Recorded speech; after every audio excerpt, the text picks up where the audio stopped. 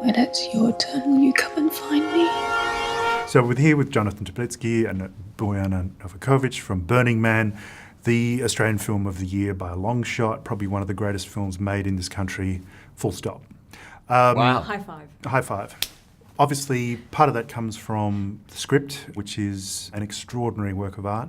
Not so much for what's being said, but how it's being said. Mm-hmm. You're going to be asked this hundreds of times, I'm sure, the different ways of structuring the film. Mm-hmm. But what I want to know is not so much whether you wrote it in sequence, because obviously you didn't, but you did check it up. But at what point did you have a giant notebook or a note board with little cards and pins and red wool to make sure it all got into order? And did you have to reshoot something at the very end to fix it up? I love this story. Okay, so we only ever had a board with cards when we were editing. Right. So I never had one when I was writing. Oh, okay. And which is something I normally do, bizarrely, with a linear thing if I was writing it. Yeah. But I didn't with this. And the one requirement I put on myself was it had to be an emotional reason why you went from that scene to that scene. It didn't matter to me whether it was 6 months in advance or 2 minutes earlier or whatever.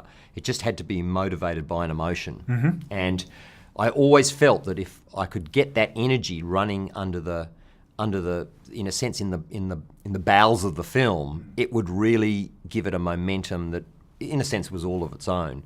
I spent probably a year writing random scenes, and then I sat down and I just started, and away we went and wrote all those scenes. And of course, as you expand the script and as you think about it more and you're in that headspace, you start going, well, you know, that it'd be fantastic if I could put that idea with that idea, because they emotionally go together so well. And then, of course, every time you try and do that, the more the script got advanced, the more you do that, everything else fell apart. So that was what it was really. That was what the process was identifying the things that you really wanted to put together and then fixing up the carnage that it occurred by doing that. But I never did a sort of a chronological thing, and it was only when Andy Patterson, my producing partner, came on board that he's a very different personality to me. He was what he wanted to do was put it into a linear form just to see what it was like in a linear form, and to my great surprise it actually made 80% of sense. Well, you know, it's just like watching the movie, really. Yeah, exactly. Now, Bojana, obviously, normally you won't shoot a movie in sequence. Yes. But this is like that idea multiplied by 1,000. Yes. How difficult is to keep track of who your character and where your character is in a situation like this? Yeah, I think I was the one that kept the track. You did. Anytime I asked Jonathan where things were happening, he said, it's an emotional chronology. It's not a plot chronology. It doesn't really matter to me. And I think I ended up writing the dates and the times. You did. It was really difficult.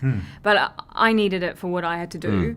And you know who else needed it? Makeup and costume. So we, the three of us, created the chronology. I mean, I just didn't need that. And one of the things I said to the actors was that I didn't want someone to go, okay, so I played this role and it happened 6 months before. Or what. I wanted every scene played as if it was the here and now. But for me to do that, I have to know where totally. I am. That's how I work. Matthew was different. Matthew was completely. He loved the fact that he didn't have to take on that responsibility, and that's awesome. I had to know, in order to be able to make every scene work here and now. I had to know where. Where that here and now was. Yeah. So Matthew just turned up and says, well, I'm a shit now.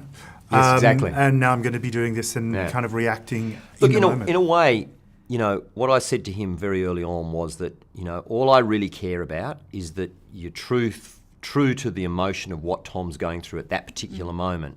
And if you do that, I just always had this instinctive feeling that everything else would fall into place. And if it didn't quite, I didn't think it would matter. You know, it was always going to be a film where, you know, you could watch it for the third or fourth time and still find little things. That's what that connection was, or whatever. It's not a film that had to explain everything, you know. And I think that's one of the pleasures of it. It wasn't important to me that everything made sense, because the nature of what Tom's going through and the nature of his character at that point in his life is a kaleidoscope, and it's as if all elements of his life have just been thrown up in the air. Yeah. And so where it lands, it doesn't really matter. Well, it's interesting. I mean, the poster that you have now, the fracturing of the mind, so to speak, that's a very good indication of what the movie's like. It's like Memento for grief counsellors. But at the same time, there's so much more to it.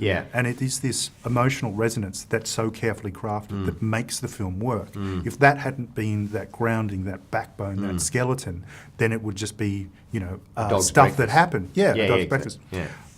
The interesting thing visually, you go a lot of reflections, a lot of shadows, a lot of things that aren't directly in front of the camera. Can you talk about why you brought that into it and why not sort of show it in a different way?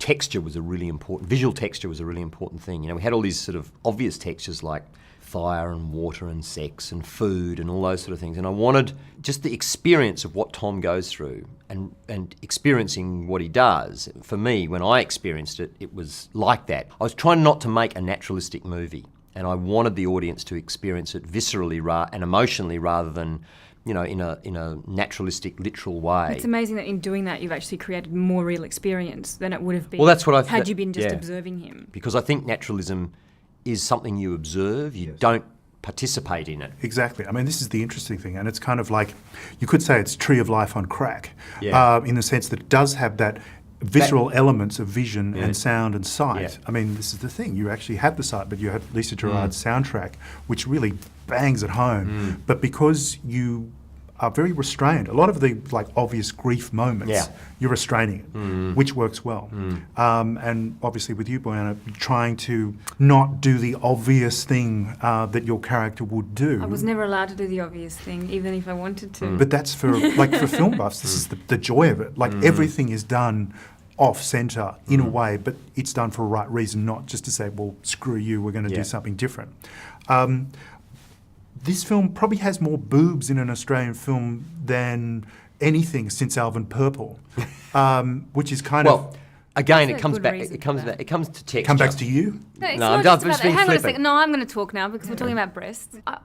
I was thinking about that, the portrayal of breasts in his film, and it's just as necessary as portraying the woman that he lost, because these breasts are also something that's been lost. That's absolutely incredibly important, and to see them before that loss is just as important as seeing her face. Someone said to me, did you really need all those tits in the film? And it was like, I think that says more about you than it does about the film. And that interested me a great deal, and it was a very important texture that the film needed to have, I think. Right. Well, unfortunately, that's all the time we have for now. But hopefully we can get into it. Oh my gosh, because there's so much more to talk about. So thank you so much for your time.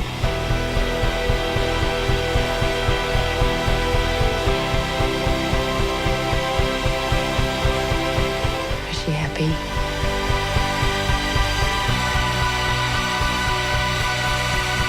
Yeah.